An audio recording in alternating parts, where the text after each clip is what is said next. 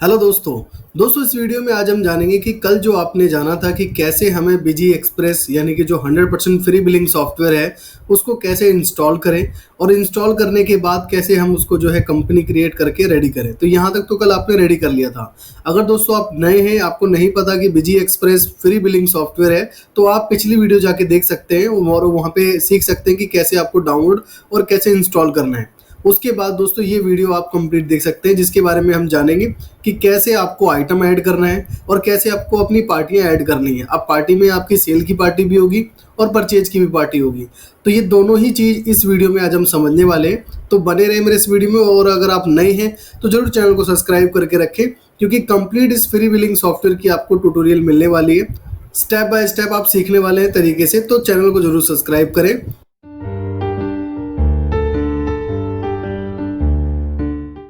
तो चलिए दोस्तों स्टार्ट करते हैं। दोस्तों जैसे ही मैं अपनी कंपनी पे एंटर करता हूँ, अब यहाँ पे बहुत सारे ऑप्शंस आ रहे हैं। तो कल मैंने आपको बताया था कि अगर आपको अपनी नई कंपनी क्रिएट करनी है तो क्रिएट न्यू कंपनी पे आप कर सकते हैं।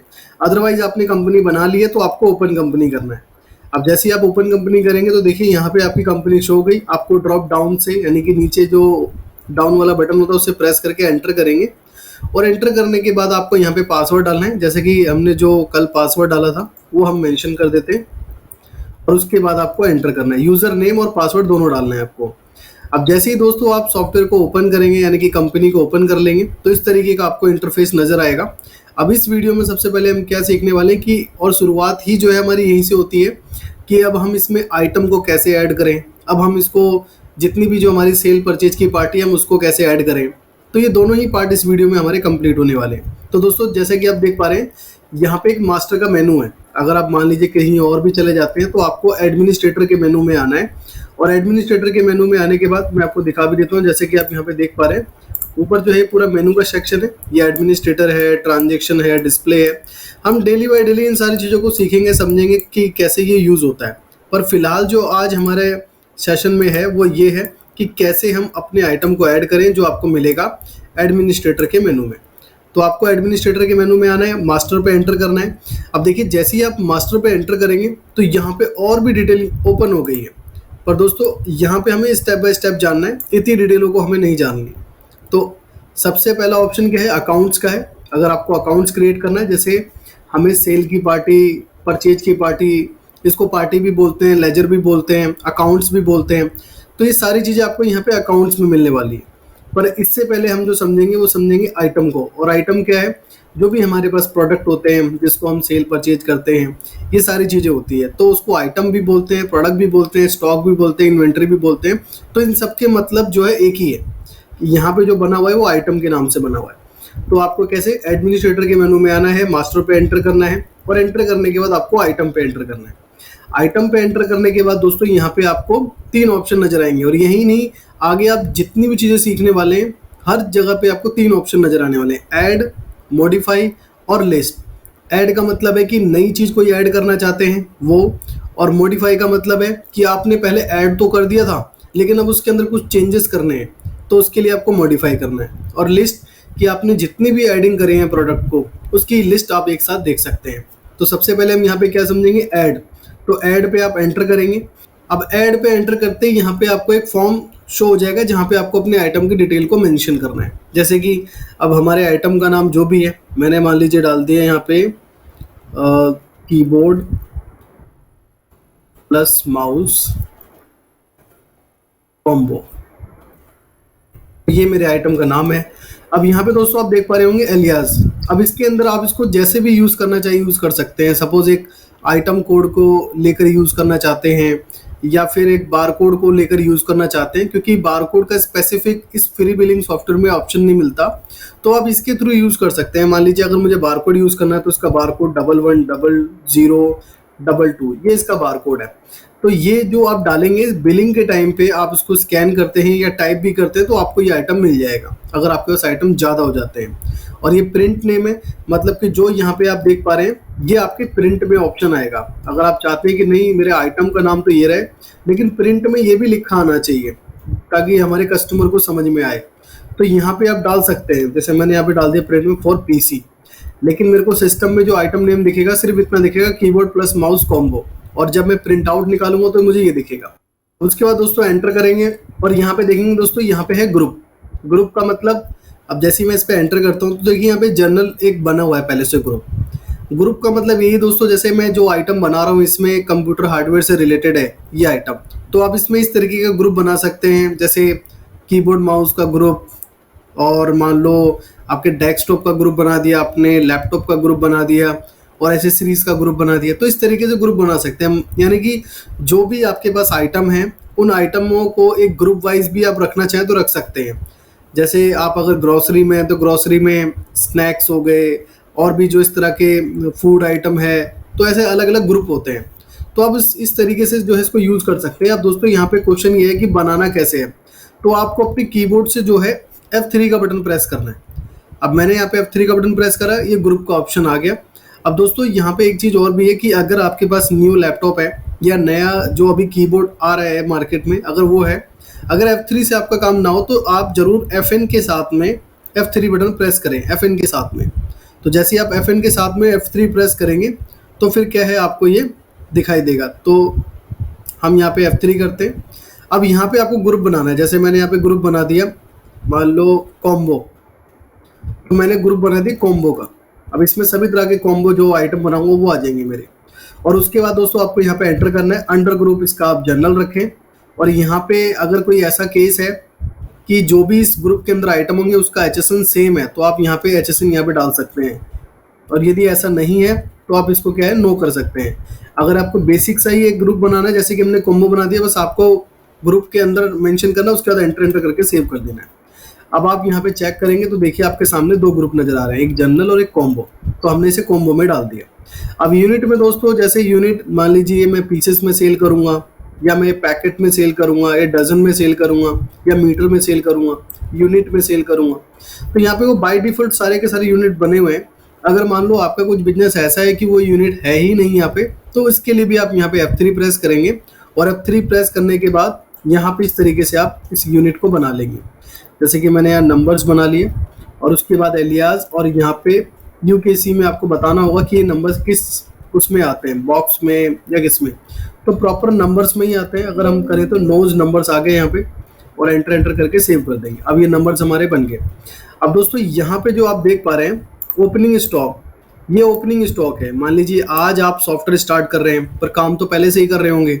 अब इस कीबोर्ड प्लस माउस का कॉम्बो मेरे पास कितना है, मान लीजिए मेरे पे 3 पीस है, तो मैंने यहाँ पे 3 डाल दिया।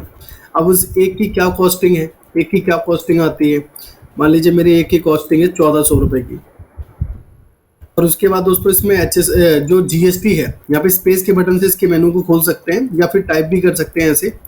तो ये जो GST, इस पर कितनी GST है, मान लीजिए इस पर 12 नहीं, मेरे 18% GST है, और GST पे आपको एंटर करना है। और जो भी इसका HSN कोड है, जैसे मैंने डाल दिया 8390 इसका HSN कोड है। उसके बाद जब आप एंटर करेंगे दोस्तों, अब यहाँ पे आपको बताना है, अगर आप देखिए ये फिक्स करना चाहते हैं तो है, बाकी अगर जो भी आप इस पे डालेंगे और जब आप सेल करेंगे तो यही प्राइस ऑटोमेटिक आएगा। तो सेल के टाइम पे भी ऑन द स्पॉट आप चेंज कर सकते हैं, और अगर आप खाली छोड़ते हैं तो सेल के टाइम पे वो खाली आएगा, तो खाली उस टाइम पे आप प्राइस को पुट अप कर सकते हैं जब वो खाली ऑप्शन आए। तो मैं एक बेसिक प्राइस इसका यहाँ पे रख देता हूँ कि मुझे 2100 रुपये में सेल करना है, और उसके बाद एंटर करना है परचेज प्राइस। मेरा ये जो परचेज आता है कितने में, जैसे मुझे 1400 रुपये में आता है, और इसकी MRP जो दी गई है 3100 रुपये की MRP है। और मिनिमम सेल प्राइस मतलब कि कम से कम कितने में सेल करना है आपको इसे, तो मैंने अपनी एक बाउंड्री डिसाइड कर दी कि मुझे कम से कम तो 1600 रुपये में से सेल करना ही करना है। मतलब जैसे ही 1600 से नीचे सेल करेंगे तो सॉफ्टवेयर आपको बता देगा। अब उसके बाद दोस्तों आपको यहाँ पे बहुत सारे ऑप्शन दिख रहे हैं, बट आपको इतनी ही डिटेल मेंशन करनी है। उसके बाद आपको एंटर करना है, और उसके बाद यहाँ पे आप देख पा रहे हैं, अगर आपको डिफ़ॉल्ट कोई डिस्काउंट रखना है बाय डिफ़ॉल्ट तो यहाँ पे आप डाल सकते हैं, या फिर परचेज में आपको कोई डिस्काउंट आता है बाय डिफ़ॉल्ट तो वो भी डाल सकते हैं। और उसके बाद आप एंटर करेंगे, और यहाँ आइटम का डिस्क्रिप्शन है। डिस्क्रिप्शन आप यहाँ पे बता सकते हैं कि जैसे विंडोज़ 10 में यूज़ होगा, 7 में यूज़ होगा, तो ये तो मैं इस आइटम की डिस्क्रिप्शन बता रहा हूँ। बाकी आपका जो भी प्रोडक्ट है उसके हिसाब से आप डिसाइड करेंगे कि क्या डिस्क्रिप्शन है। मैंडेटरी नहीं है, ये ऑप्शनल है, आप चाहें तो डाल सकते हैं, नहीं तो खाली भी छोड़ सकते हैं। उसके बाद दोस्तों आपको यहाँ पे करना है सेव। अगर आप चाहते हैं कि मुझे ये जो आइटम है मुझे इसका स्टॉक बैलेंस मेंटेन ही नहीं करना, स्टॉक बैलेंस मेंटेन कैसे होता है जैसे कि मेरे पास अभी 30 पीस है, मैंने 10 पीस सेल कर दिए, अब मेरे पास 20 पीस बचे। तो अगर इस तरीके की चीज़ें आप चाहते हैं कि मैं इसका कोई भी स्टॉक बैलेंस मेंटेन नहीं करना चाहता, तो आप इसे यहाँ पे नो यस कर देंगे। जैसे आप अगर किसी चीज़ की सर्विस प्रोवाइड करते हैं तो वो सर्विस का आइटम है, फिर आप उसकी जो भी स्टॉक अगर सेल करें, परचेज तो होती नहीं है उसकी कुछ, अगर आप सेल करेंगे तो वो माइनस में जाता रहेगा। तो आप उस कंडीशन में क्या है, इसको यस कर देंगे ताकि वो माइनस में न जाए। अगर आप चाहते हैं कि जीएसटी की रिपोर्ट में ये आइटम मुझे नहीं चाहिए, तो यहाँ पे आप यस कर सकते हैं। तो ये एक इम्पॉर्टेंट यहाँ पे ऑप्शन है, अगर है तो कर सकते हैं, अदरवाइज इसको नो रखें। और उसके बाद आप इसको सेव पे क्लिक कर दें। अब जैसे ही मैंने सेव पे क्लिक किया तो देखिए यहाँ पे आइटम की सारी डिटेल जो है खाली हो चुकी है। आइटम का नाम, प्रिंट नेम, प्राइस सब खाली हो चुका है, मतलब कि वो आइटम मेरा सेव हो चुका है। तो अब मैं जैसे ही एक बार एस्केप करूंगा और इसे यस, अब देखिए मैं मॉडिफाई में गया। अब यहाँ पे देखिए आपको दिखाई दे रहे हैं आइटम का नाम, मेरा जो भी मेरे आइटम का नाम है, एक डेमो आइटम के नाम से आइटम बना हुआ है। और ये 110022 क्या है, ये हमने एलियास नंबर डाला था जिसको हम एज ए बारकोड भी यूज कर सकते हैं। तो ये हमारा आइटम है, तो आइटम हमारा बन चुका है। अब अगर कंडीशन यही आती है कि जो मैंने अभी आइटम बनाया है उसमें जो मेरा सेल प्राइस है वो गलत हो गया है, मान लीजिए आइटम का नाम गलत हो गया, कुछ भी गलत हो गया, और अगर आप उसको एडिट करना चाहते हैं तो मॉडिफाई पे आप एंटर करेंगे। और मॉडिफाई पे एंटर करने के बाद कौन सा वो आइटम था, जैसे अभी तो हम यहाँ देख सकते हैं, लेकिन आप चाहो तो इसे सर्च भी कर सकते हो। ऊपर मैंने सर्च कर लिया कि ये आइटम है मेरा, और फिर आपको एंटर करना है। एंटर करने के बाद अब सपोज करिए कि इसमें जो मैंने सेल प्राइस डाला वो गलत हो गया, तो मैंने इसको सेल प्राइस को सही कर दिया, यहाँ पे आके 1900 कर दिया। पहले 2100 डाला था, अब 1900 कर दिया। और दूसरा मैंने यहाँ पे कॉम्बो डाला, लेकिन ब्रांड का नेम नहीं डाला कि किसका है ये, तो मैंने यहाँ पे डाल दिया मान लीजिए लॉजिटेक, तो लॉजिटेक कंपनी का है। और इसको भी जो है मैंने हटा दिया, जो प्रिंट नेम है जो है वैसे का वैसे ही रखा, और उसके बाद मैंने इसे सेव कर दिया। आप चाहें तो माउस से सेव पे क्लिक कर सकते हैं, या चाहें तो आप F2 के बटन से इसको सेव कर सकते हैं। F3 से क्रिएट होता है और F2 से सेव होता है, तो मैंने F2 करके इसको सेव कर दिया। अब आप देखिए यहाँ पे क्या है, ये एडिट हो चुका है। पहले इसमें नाम कुछ भी नहीं था, अब देखिए यहाँ पे लॉजिटेक आ रहा है जो अभी हमने अपडेट किया है। उसके बाद जैसे ही मैं स्केप करूँगा, अब मैं ये देखना चाहता हूँ कि मैंने जितने भी आइटम बनाए मैं सबकी लिस्ट देखना चाहता हूँ। तो लिस्ट पे गया, एंटर किया, और स्क्रीन पे आप एंटर करेंगे और स्टैंडर्ड फॉर्मेट पे ही आपको एंटर करना है। देखिए यहाँ पे बहुत सारे ऑप्शन मिलेंगे आपको ऐसे ऐसे, तो आपको स्टैंडर्ड वाला ही चूज़ करना है, इसको आप चूज नहीं करेंगे। तो अब मैंने स्टैंडर्ड पे ही क्लिक किया, एंटर किया यानी कि, और ऑल आइटम पे एंटर करके। और अब आप कैटेगरी वाइज देखना चाहते हैं, टैक्स वाइज देखना चाहते हैं, आप चाहें तो उसे यस कर सकते हैं, तो उसके अकॉर्डिंग आपको डेटा दिखेगा। अब देखिए यहाँ पे डेमो, मेरे पे 2 आइटम ही बने हुए हैं, तो एक डेमो आइटम के नाम से जिसका स्टॉक 0 है, और एक आइटम मेरा जो बना हुआ है उसमें स्टॉक मेरे पास 3 है, ओपनिंग, क्लोजिंग नहीं है, ये ओपनिंग है। ये 2 आइटम है। अगर मैं यहाँ पे भी एंटर करता हूँ तो यहाँ से भी मैं जो है मॉडिफाई का ऑप्शन ओपन कर सकता हूँ।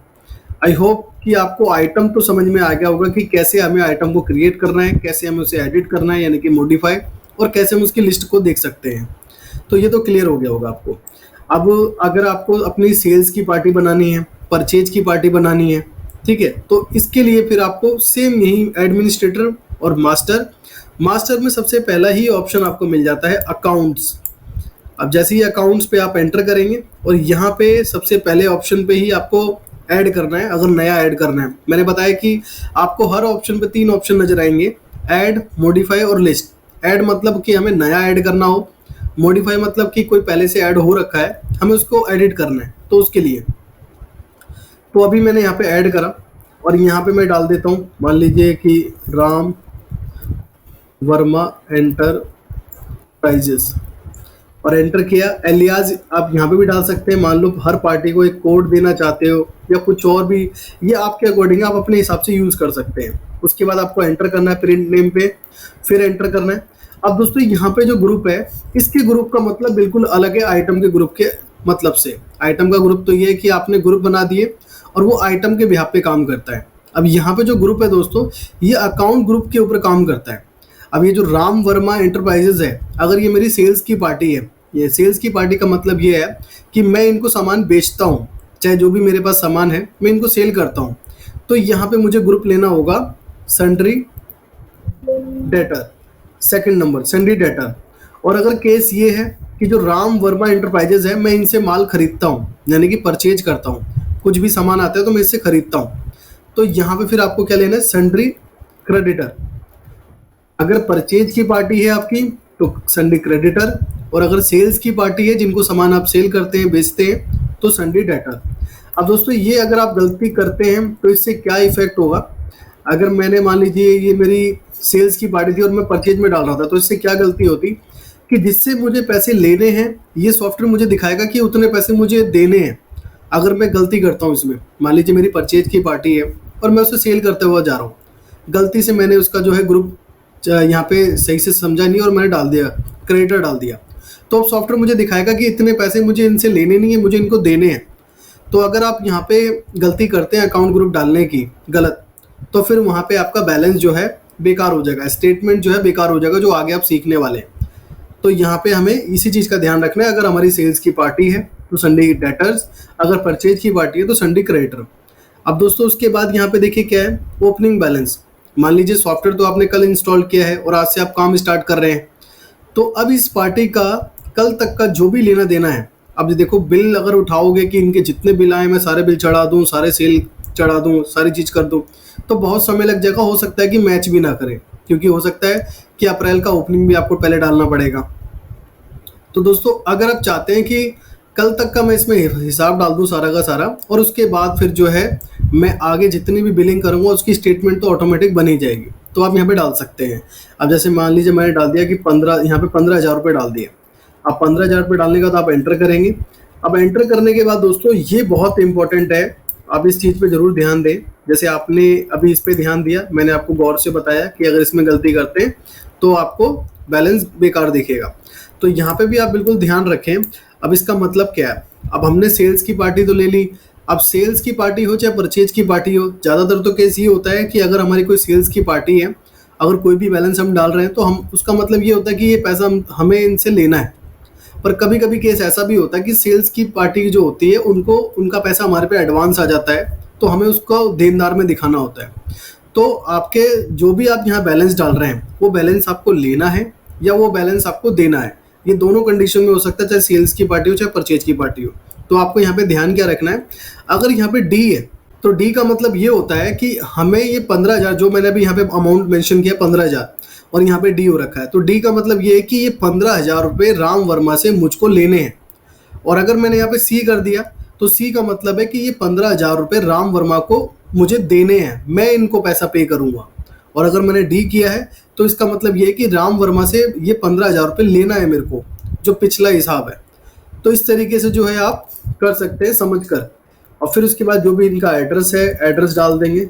अब एड्रेस डालने के लिए दोस्तों यहाँ पे 4 लाइनें हैं, जैसे एड्रेस डालने के लिए 1 2 3 4, अगर पहले में ना है दूसरे में ना है तीसरे, तो इस तरीके से डाल सकते हैं। अब यहाँ पे दोस्तों ये पार्टी आपकी रजिस्टर्ड है, अनरजिस्टर्ड है या कॉम्पोजिशन है, तो यहाँ पे आप मेंशन कर सकते हैं। सिंपल सा इसका लॉजिक है, अगर पार्टी के बाद जीएसटी नंबर है तो वो रजिस्टर्ड पार्टी है आपकी, और अगर पार्टी के बाद जीएसटी नंबर नहीं है तो वो अनरजिस्टर्ड है, और अगर पार्टी के पास जीएसटी नंबर है तो पर वो कॉम्पोजिशन में है, वो जो है जीएसटी नंबर जब लेते हैं जब भी पता लग जाता है। तो यहाँ पे आप जो है डिसाइड कर सकते हैं, तो आप रजिस्टर्ड है तो रजिस्टर्ड। और यहाँ पे जो पार्टी की रिटर्न है मंथली जाती है, क्वार्टरली जाती है, तो यहाँ पे कोई खास बताने की जरूरत नहीं है, आप चाहें तो डाल सकते हैं या तो नोट नो कर दीजिए।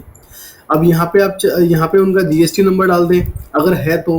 अब जैसे कि मैं मान लेता हूँ मेरे केस में पार्टी के बाद जीएसटी नंबर नहीं है तो मैंने अनरजिस्टर्ड कर दिया। अब उसके बाद Aadhaar number, TIN number, PAN number, ward number, email ID, mobile number, WhatsApp mobile number, ठीक है, कंपनी का mobile number, contact person, transport station, pin code, distance, ये सारी एडिशनल डिटेल है, आप चाहें तो डाल सकते हैं। जैसे आधार नंबर है, pan number, email ID, additional detail है, चाहें डाल सकते हैं, नहीं तो खाली भी छोड़ सकते हैं।